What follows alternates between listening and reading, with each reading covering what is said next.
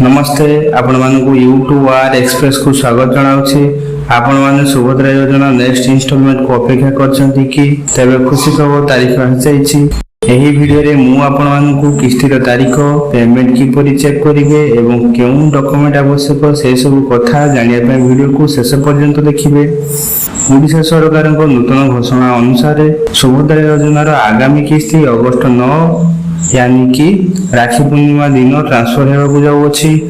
Payment status किपरि check करेंगे? सुभद्रा योजना portal को जाई निजर आधार नंबर किंबा अन्य आईडी देई चेक करि परिबे। ग्राम पंचायत बा सीएससी केंद्र सहायता नहीं परिबे। केमिति फ्रॉड ठारो बचिबे?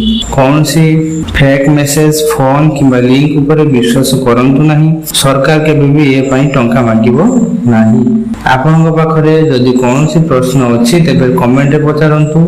वीडियो को लाइक शेयर करंतु एवं सब योजना अपडेट पाइबा पई सब्सक्राइब करंतु। रहूची धन्यवाद।